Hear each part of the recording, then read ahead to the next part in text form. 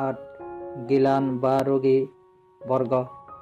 1 প্রথম গিলান সূত্র 77.1 আমি এরূপ শুনেছি, এক সময় ভগবান শ্রাবস্তিতে অবস্থান করছিলেন, জেতবনে অনাথপিণ্ডিকের আরামে বা বিহারে। তখন একজন ভিক্ষু যেখানে ভগবান ছিলেন সেখানে উপস্থিত হয়ে ভগবানকে অভিবাদন করে এক পাশে উপবেশন করলেন। এক পাশে উপবিষ্ট সেই ভিক্ষু ভগবানকে বললেন, বান্তে, অমুক বিহারে একজন অপরিচিত বা অজ্ঞাতনামা নবীন ভিক্ষু বিধিগ্রস্ত, দুঃখিত ও তীব্র রোগ যন্ত্রণায় অস্থির হয়েছেন। বান্তে, ভগবান অনুকম্পাবশত যেখানে সেই ভিক্ষু আছেন সেখানে উপস্থিত হলে ভালো হয়। 2 অতঃপর ভগবান নবীন বা নবপ্রবর্জিত ও বিধিগ্রস্ত একথা শ্রবণ করে এবং ভিক্ষুটি অপরিচিত তা জ্ঞাত হয়ে যেখানে সেই ভিক্ষু ছিলেন সেখানে উপস্থিত হলেন।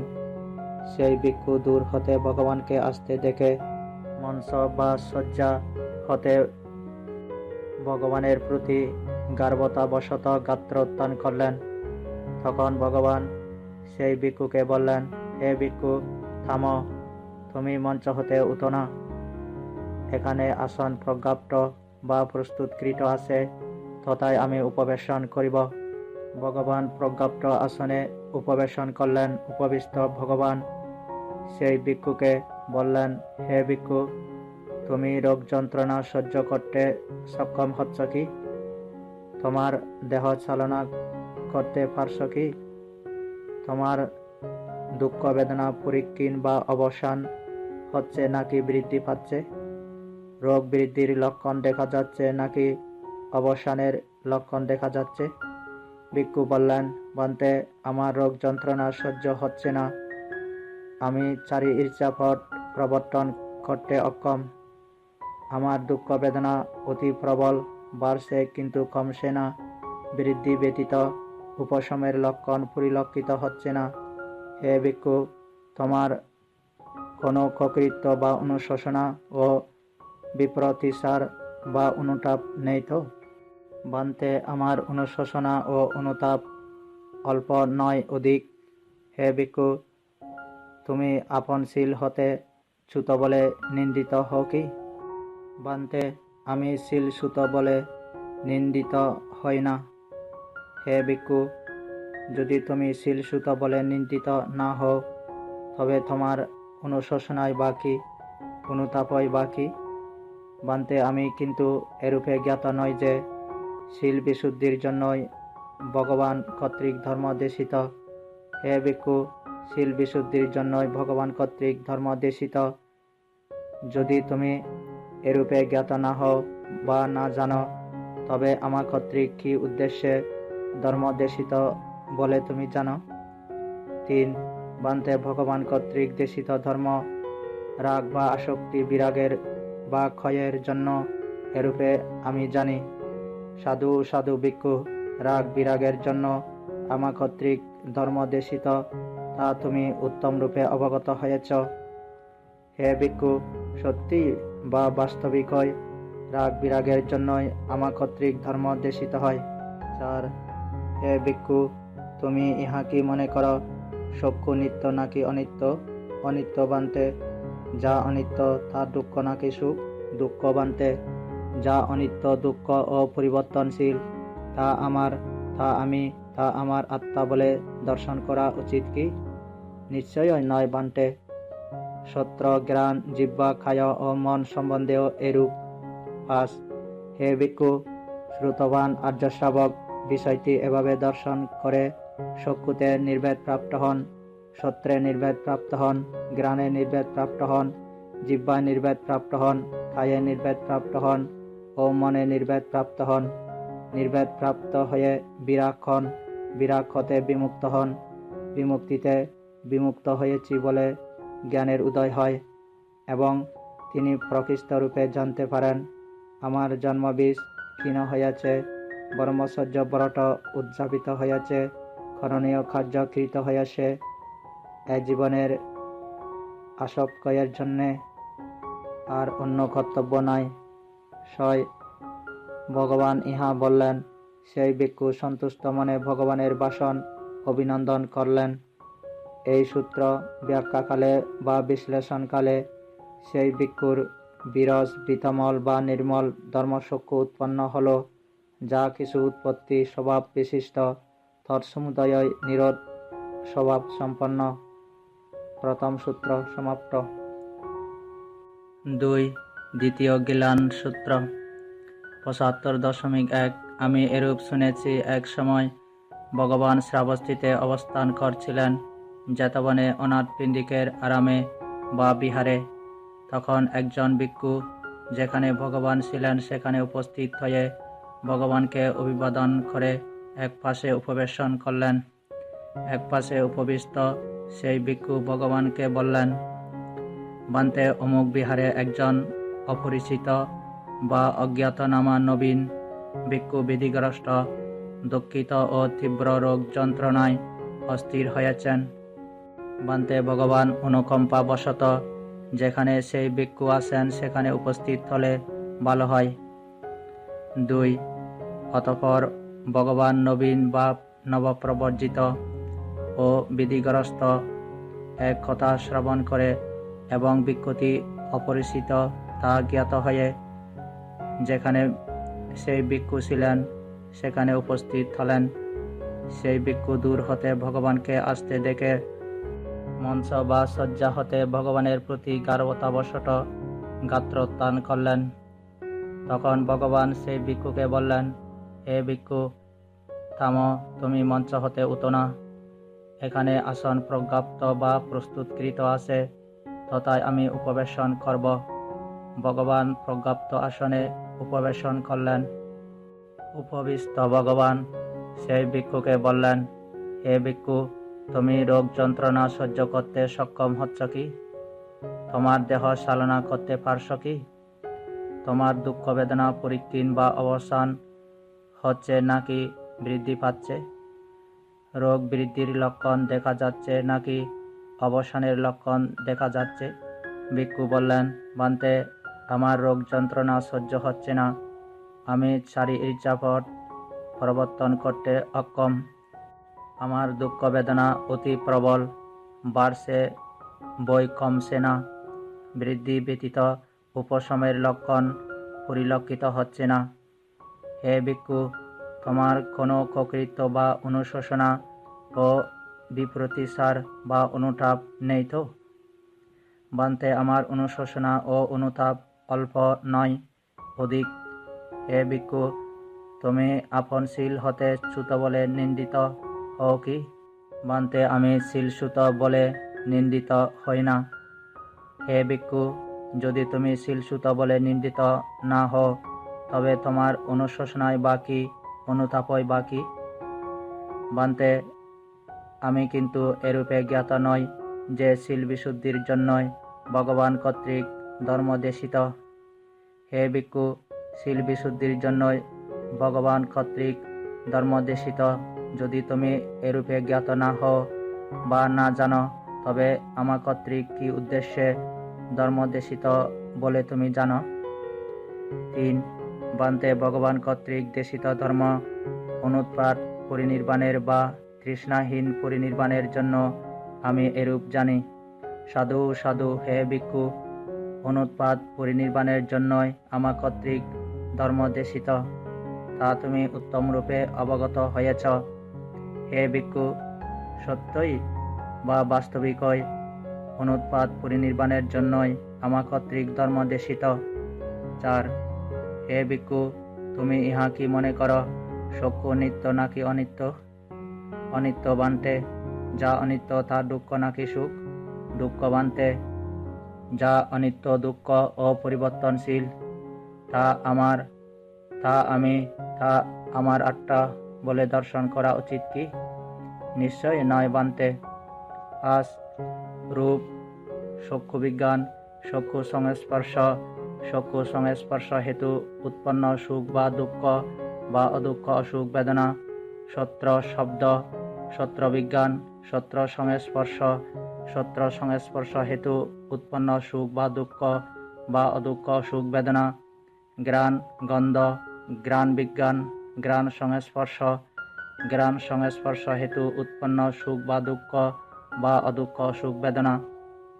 জিহ্বা রস, জিহ্বা বিজ্ঞান, জিহ্বা সংস্পর্শ, জিহ্বা সংস্পর্শ হেতু উৎপন্ন সুখ বা দুঃখ বা অদুঃখ সুখ বেদনা।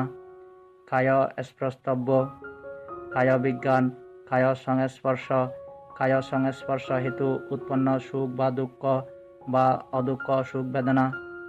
এবং মন, ধর্ম, মনোবিজ্ঞান, মনোসংস্পর্শ, মনোসংস্পর্শ হেতু উৎপন্ন সুখ বা দুঃখ বা অদুঃখ সুখ বেদনা সম্বন্ধেও এইরূপ। 6.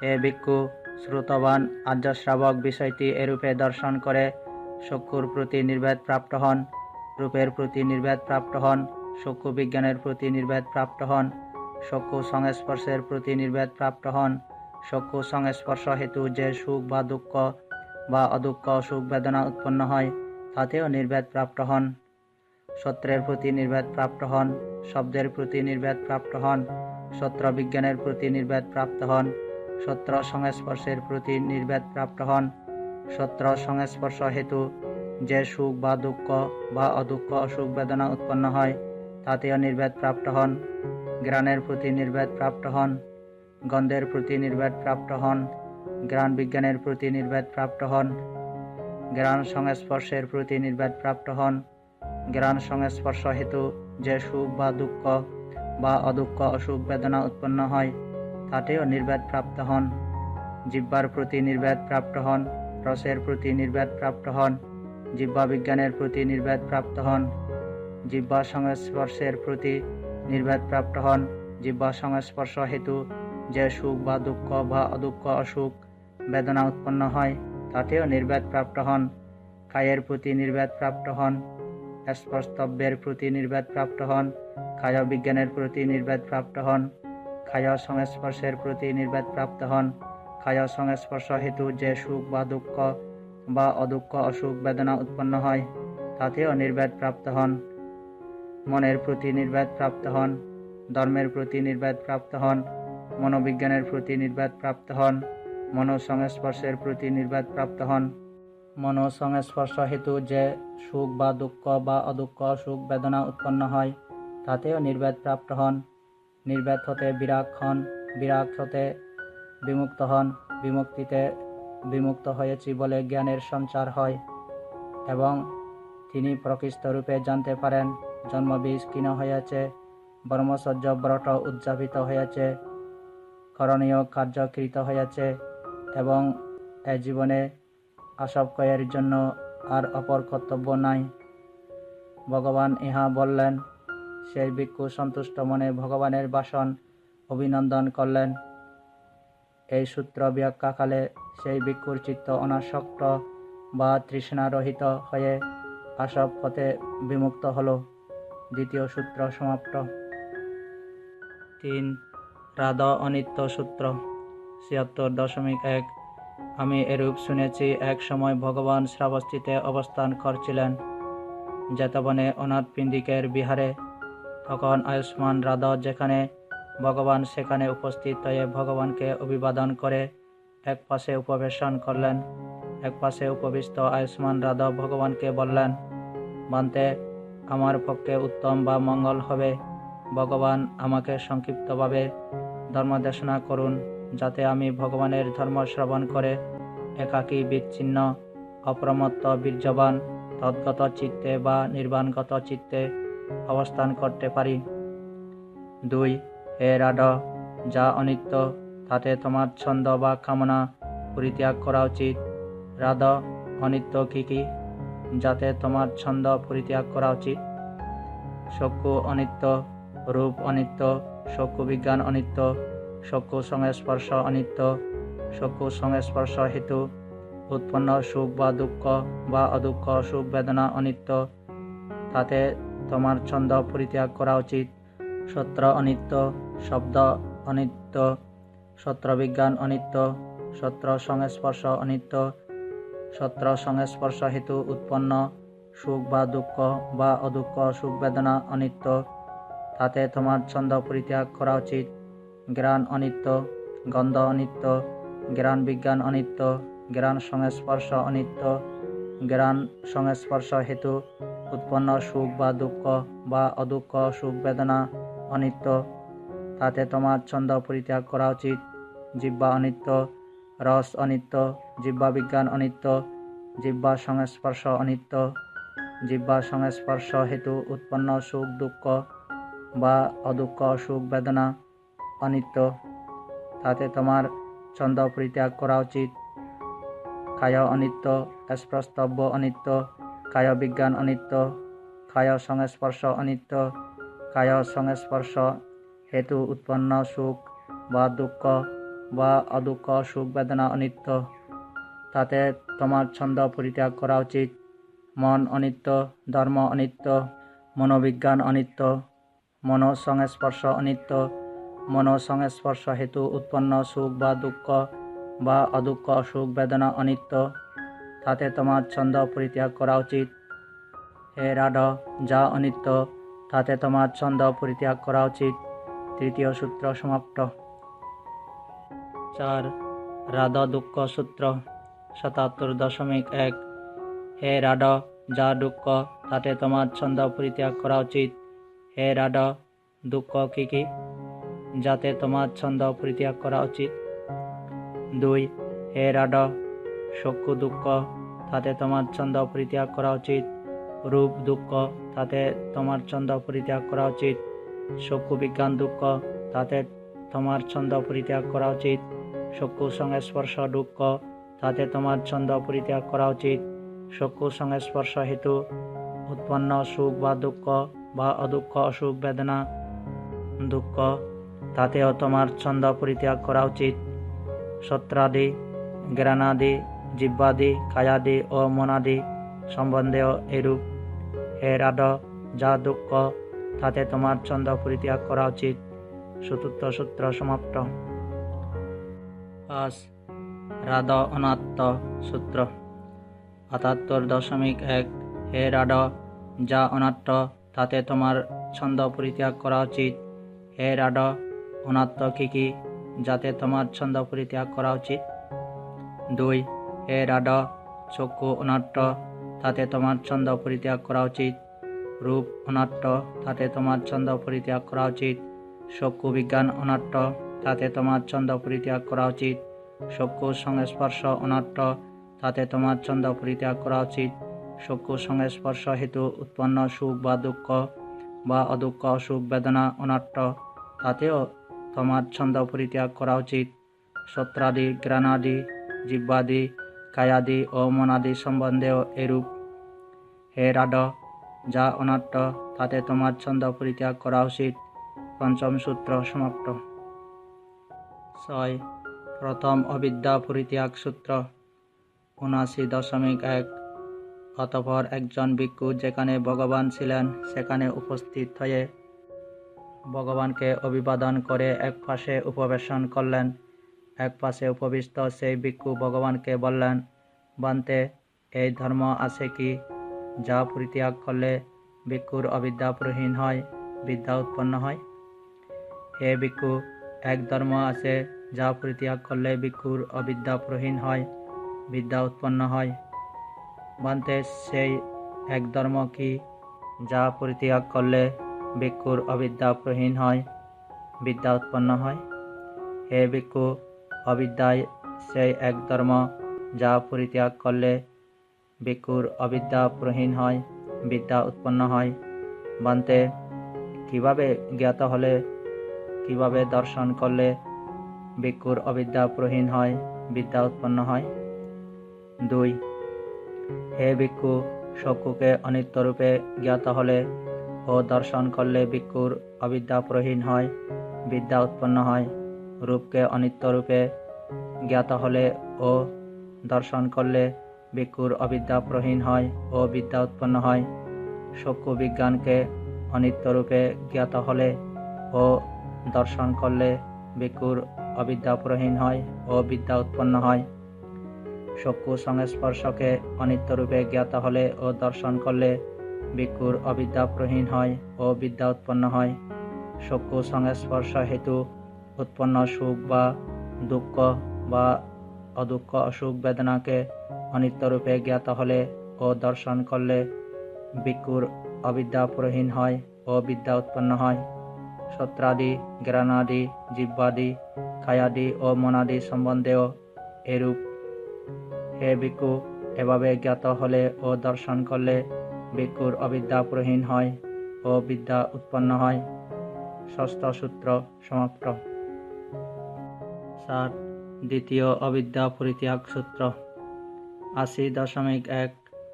অতঃপর একজন ভিক্ষু যেখানে ভগবান ছিলেন সেখানে উপস্থিত হয়ে ভগবানকে অভিবাদন করে এক পাশে উপবেশন করলেন।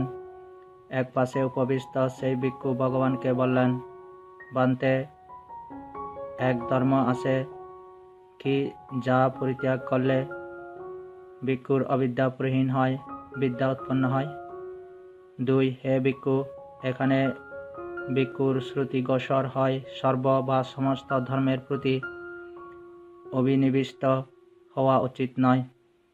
যদি সেই ভিক্ষুর এরূপ শ্রুত হয় সর্বধর্মের প্রতি অনুরক্ত হওয়া উচিত নয়, তিনি সর্বধর্মকে সম্পূর্ণরূপে জ্ঞাত হন, সম্পূর্ণরূপে জ্ঞাত হয়ে সম্যক রূপে উপলব্ধি করেন, সম্যক রূপে উপলব্ধি করে সর্বনিমিত্তকে অন্যভাবে দর্শন করেন, চক্ষুকে অন্যভাবে দর্শন করেন, রূপকে অন্যভাবে দর্শন করেন, চক্ষু বিজ্ঞানকে অন্যভাবে দর্শন করেন, চক্ষু সংস্পর্শকে অন্যভাবে দর্শন করেন, চক্ষু সংস্পর্শ হেতু উৎপন্ন সুখ বা দুঃখ বা অদুঃখ অসুখ বেদনাকে অন্যভাবে দর্শন করেন। সত্রাদি, জ্ঞানাদি, জিহ্বাদি, কায়াদি ও মনাদি সম্বন্ধেও এইরূপ। হে ভিক্ষু, এভাবে জ্ঞাত হলে ও দর্শন করলে ভিক্ষুর অবিদ্যা পুরোহীন হয় ও বিদ্যা উৎপন্ন হয়। সপ্তম সূত্র সমাপ্ত। 8. বহু সংখ্যক ভিক্ষু সূত্র 81.1। অতঃপর বহু সংখ্যক ভিক্ষু যেখানে ভগবান ছিলেন সেখানে উপস্থিত হয়ে ভগবানকে অভিবাদন করে এক পাশে উপবেশন করলেন। এক পাশে উপবিষ্ট ভিক্ষুগণ ভগবানকে বললেন, বান্তে, এখানে অন্য তৃতীয় পরিব্রাজকগণ আমাদের এরূপ জিজ্ঞাসা করলেন, শ্রমণ গৌতমের অধীনে আপনাদের আচরিত ব্রহ্মচর্যের উদ্দেশ্য কি? বান্তে, এরূপে জিজ্ঞাসিত হয়ে আমরা সেই অন্য তৃতীয় পরিব্রাজকগণকে এভাবে উত্তর প্রদান করি, অবশ্য বা বন্ধুগণ, দুঃখ সম্পর্কে পরিজ্ঞান লাভই ভগবানের অধীনে আমাদের আচরিত ব্রহ্মচর্যের উদ্দেশ্য।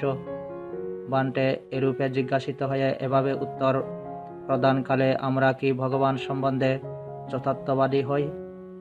ভগবানকে অসত্য দ্বারা নিন্দা করি না তো? ধর্মের অনুকূলে বর্ণনা করেছি তো? তা ধর্মানুসারে কোনো বাদানুবাদের বা নিন্দার কারণ হবে না তো? হে ভিক্ষুগণ, বাস্তবিকই তোমরা এরূপে জিজ্ঞাসিত হয়ে এভাবে উত্তর প্রদানকালে আমার সম্বন্ধে যথার্থবাদী হও। অসত্য দ্বারা আমাকে নিন্দা করো না। ধর্মের অনুকূলে বর্ণনাকারী হও, তা ধর্মানুসারে কোনো বাদানুবাদের কারণ হবে না। 2. হে ভিক্ষুগণ, যদি অন্য তৃতীয় পরিব্রাজকগণ কর্তৃক তোমরা এরূপ জিজ্ঞাসিত হও, অবশ্য বা বন্ধুগণ, যে দুঃখ পরিজ্ঞাত হবার জন্য শ্রমণ গৌতমের অধীনে আপনাদের ব্রহ্মচর্য আচরিত হয়, সেই দুঃখ কি কি?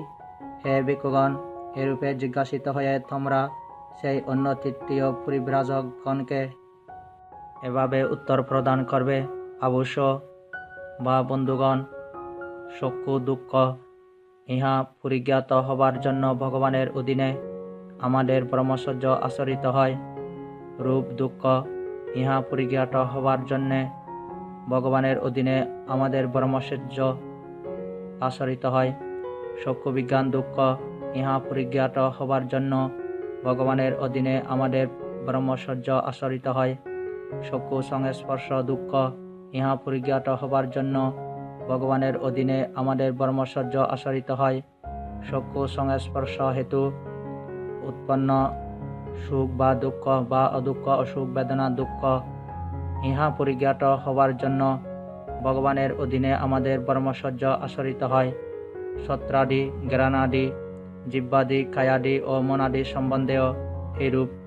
হে ভিক্ষুগণ, এরূপ জিজ্ঞাসিত হয়ে তোমরা সেই অন্য তৃতীয় পরিব্রাজকগণকে এভাবে উত্তর প্রদান করবে। অষ্টম সূত্র সমাপ্ত। 9. লোকপ্রসন্ন সূত্র 82.1। অতঃপর একজন ভিক্ষু যেখানে ভগবান ছিলেন সেখানে উপস্থিত হয়ে ভগবানকে অভিবাদন করে এক পাশে উপবেশন করলেন। এক পাশে উপবিষ্ট সেই ভিক্ষু ভগবানকে বললেন, বান্তে লোক লোক বলে কথিত হয়। বান্তে কি কারণে লোক বলা হয়? 2. হে ভিক্ষু, লুপ্ত হয় বলেই লোক বলা হয়। কি লুপ্ত হয়?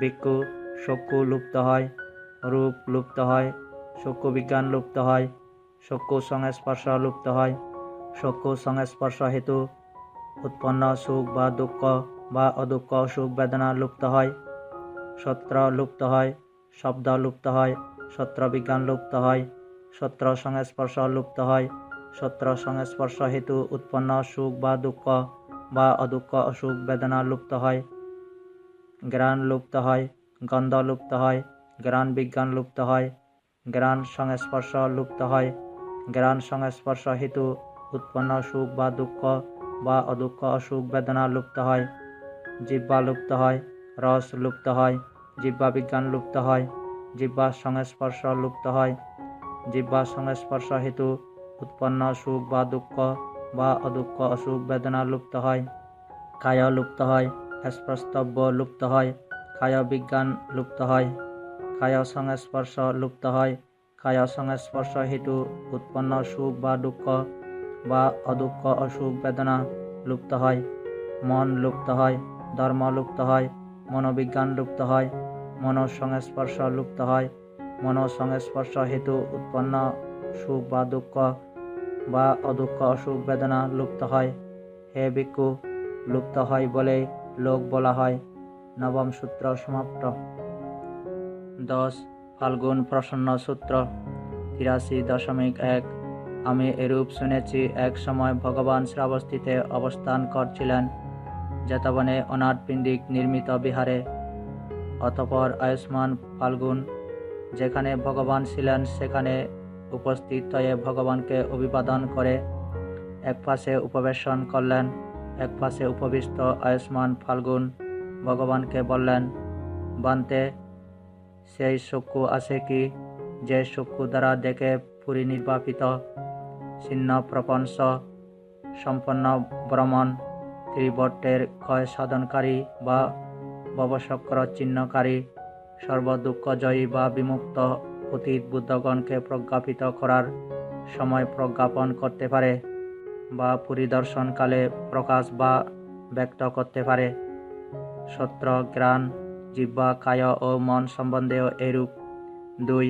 হে ফাল্গুন, সে চক্ষু নেই যে চক্ষু দ্বারা দেখে পরিনির্বাপিত, ছিন্ন প্রপঞ্চ, সম্পন্ন ভ্রমণ, ত্রিবর্তের ক্ষয় সাধনকারী, সর্বদুঃখ জয়ী অতীত বুদ্ধগণকে প্রজ্ঞাপিত করার সময় প্রজ্ঞাপন করতে পারে বা পরিদর্শনকালে প্রকাশ বা ব্যক্ত করতে পারে।